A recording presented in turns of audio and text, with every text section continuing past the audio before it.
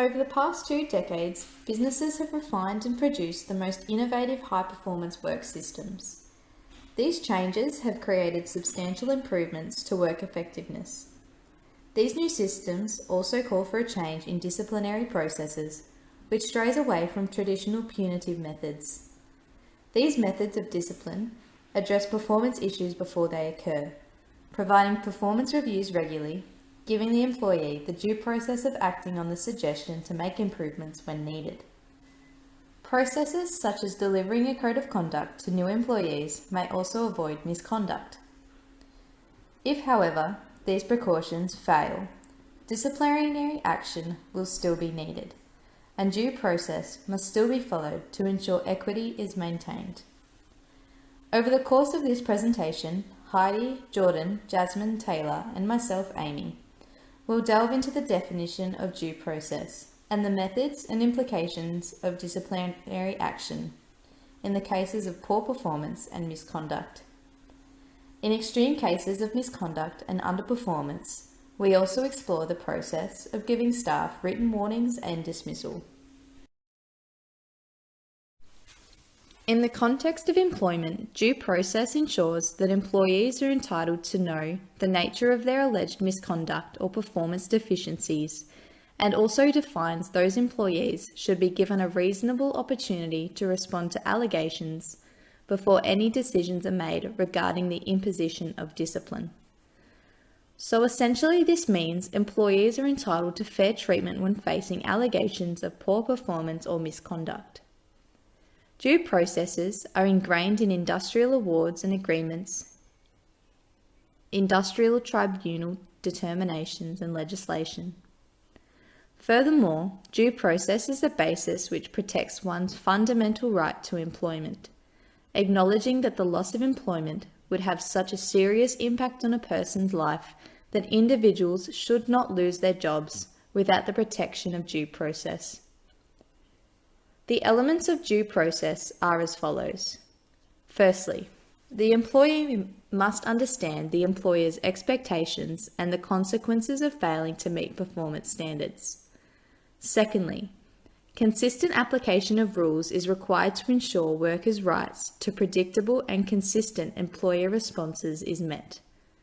Thirdly, employers must follow through on consequences to avoid damaging the credibility of their disciplinary systems and to avoid setting unintended precedents. Fourthly, the discipline must be appropriate for the offence. And finally, employees must be given adequate time to respond to and/or improve performance. This prevents disciplinary action coming across as an artificial excuse to remove an employee from an organisation. If employers fail to recognise the requirements of due process, they can face costly legal action or damage their company's reputation. On the other hand, if they do not know when to act on wayward or poor performing employees, their business would suffer a great loss in productivity. Due processes are there to ensure every opportunity is given to an employee to succeed and thrive within an organisation. It prevents employers from being able to dismiss employees for poor performance, which could have been avoided had they been given a fair chance to perform their job. It also, however, does allow the employer to make disciplinary or dismissal decisions, given they have allowed an employee every chance to make improvements and they have failed to do so. Discipline of misconduct. Misconduct is referred to as unacceptable performance or behaviour in the workplace or deliberate behaviour that differs from the business's policies or procedures. Misconduct in the workplace can present itself in multiple ways. Some acts are easier to identify than others. Therefore, it is important to be vigilant and address acts of misconduct early before they escalate. Misconduct is classified into 2 categories: general misconduct and serious misconduct. General misconduct is behaviour in the workplace that is inconsistent with an employee's obligations or duties. A general form of misconduct can be breaching a company policy or procedure or commonly unacceptable behaviour. Some examples of general misconduct in the workplace include misuse of computers, being frequently late, unexplained absences, failing to meet performance standards, poor presentation such as messy appearance, wearing unclean clothes, making personal calls on the company phone, or inappropriate behaviour and/or language that impacts both work and/or other employees. The degree of misconduct depends on the industry, business, and the nature of the role. For example, an employee hired to oversee social media management will be on social media for the majority of their day. This, however, will not be the case for their colleagues. So while there are clear examples of misconduct, there are also exceptions that require a discerning approach. Serious misconduct. The Fair Work Regulations 2009 define serious misconduct as willful and deliberate behaviour that is inconsistent with the continuation of the employment contract or causes serious and imminent risk to the reputation, viability or profitability of the business or health and safety of a person. This includes theft, fraud, assault, intoxication at work, or failure to follow a lawful and reasonable instruction that is keeping with the employee's contract of employment. If an act of misconduct is deemed serious enough, even for a first offence, if substantiated, the employee may be dismissed without notice or pay in lieu of notice. This is called summary dismissal. When this happens, the employee has to leave the workplace immediately following the disciplinary process and outcome being issued. Prior to an immediate dismissal, a fair process needs to be followed. You should be consistent in how you respond to an act of serious misconduct. Discipline for misconduct. The purpose of disciplinary action for misconduct is not to punish employees, but to correct work-related performance. Whilst in the workplace, each employee is expected to maintain standards of performance and conduct, generally outlined by their direct supervisor, and to comply with applicable policies, procedures, and laws. If an employee doesn't meet the expectations set out by their supervisor or senior management within the workplace, disciplinary action may be taken to address their performance or behaviour. Discipline may be issued to an employee at the discretion of his or her supervisor or director following an investigation of the matter. Such investigation would include discussions with the employee. Disciplinary actions inform the employee of what is operationally accepted and what the consequences are if improvement to a sustained satisfactory level does not occur. If, after a fair process, the allegation of misconduct has been substantiated, the employer can consider the following outcomes, whilst taking into account the employee responses and any extenuating circumstances: a written warning, a letter of concern, reprimand, no action, final written warning, a verbal warning, or termination. For example, if it is serious misconduct, or after repeated warnings for the same or similar conduct. So discipline of poor performance refers to a genuine attempt to ensure that expected employee performance is adhered to in alignment with the organisational standards. So the aim here is to acknowledge and correct work practices for the benefit of both the employee and of the business. Effective performance and behaviour management creates a harmonious and productive workplace, which is beneficial for both employees and employers. Manager and employee relationships are at risk under weak performance management systems. Employees subject to ineffective systems and performance review practices are likely to feel upset and demotivated, maybe demoralised, which can lead to poor performance, poor relationships, low productivity, and so on. So it's really, really important that the discipline of poor performance is managed accordingly. Some examples of poor performance can include low productivity, disengagement, not completing required roles and responsibilities. Perhaps it's not following workplace policies, rules, or procedures, or maybe an employee is just being extremely disruptive or negative within the workplace, and it's, negatively affecting their colleagues. So additional implications of poor performance typically include 4 basic steps. So it's firstly about the documentation of the employee misconduct or poor performance. So this would involve putting things in writing, maybe a written warning to the employee about their poor performance, a discussion between a manager and employee about solutions and opportunities where they could provide additional support to the employee to see that performance increase over time. Following that, there might be an investigative interview between the employee and employer if there is no improvement. And so this might be an opportunity for the employee to discuss their perspective on the situation and why they might be underperforming at the time and what else they might need from their manager in order to improve. Next, it would be about the progressive discipline in accordance with the level of underperformance. So perhaps the manager decides to have that employee take a day off and, go away and put in place an action plan, outline exactly the steps they're going to take to improve their performance, come back and present it to the employee.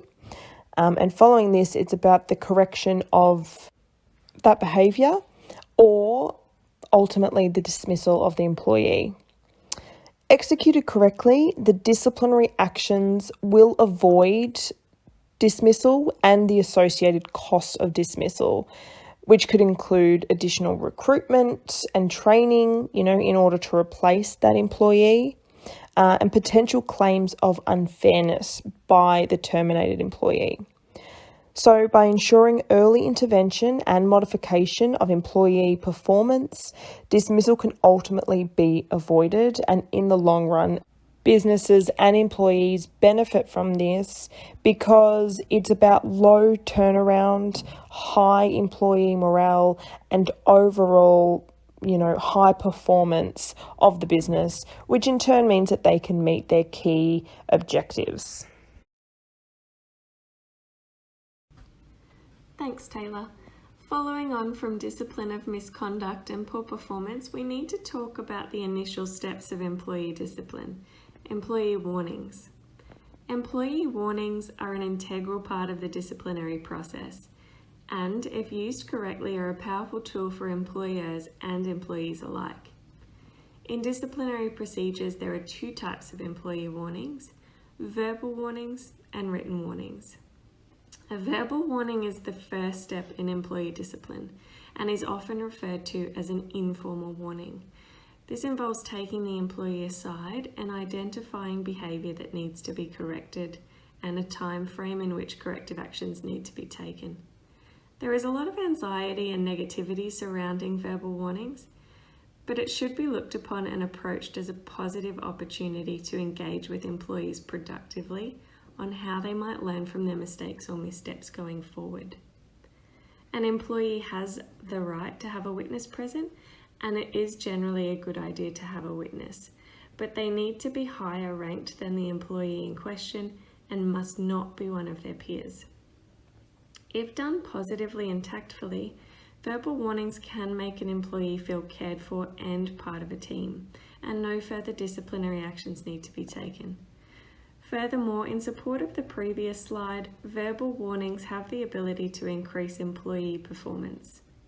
Oftentimes, the verbal warning, in conjunction with the perceived but unmentioned formal actions that may follow, is enough to motivate a staff member to correct the issue at hand.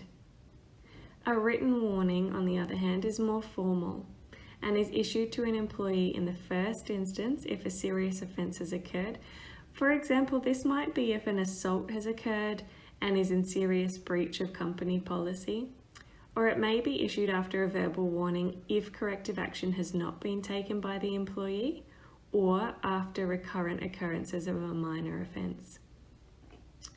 A written warning is a permanent record on an employee's file, and it makes deniability harder. As it is a written record, it also protects the employer in the event of future litigation, such as unfair dismissal claims. If procedures have been followed correctly and have been adequately documented, disciplinary action becomes easier to defend in court if necessary. Employee warnings are important steps in employee discipline. If these steps are not taken or are inconsistent, it can breed resentment in the workplace, which, reiterating Tayla's point in the previous slide, can demoralise or disincentivise employees who do follow organisational rules.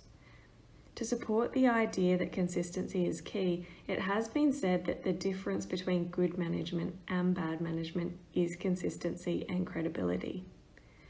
Furthermore, if used fairly and correctly, employee warnings have the ability to increase performance, motivation, and morale. Failure to implement warnings correctly, on the other hand, could result in unproductive behaviour and loss of supervisory control, creating a toxic working environment. If warning steps are followed correctly and further disciplinary action is needed, or ultimately dismissal, it will come as no surprise to the employee, creating a smoother transition for all parties involved. Which leads me to introduce the next slide, where Heidi will discuss employee dismissal.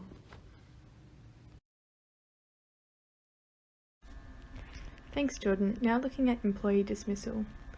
According to the Fair Work Commission, employee dismissal is where the employer tells the employee they no longer have a job. This may be known informally as being fired or sacked. Managers and human resource managers are responsible for carrying out this process. Reasons that lead to dismissal include that an organisation no longer needs a role, which is called redundancy, poor performance or misconduct, and violating the company policy. Dismissal is often a last step in progressive discipline, where an employee has been given every opportunity to grow and succeed, but has failed to comply.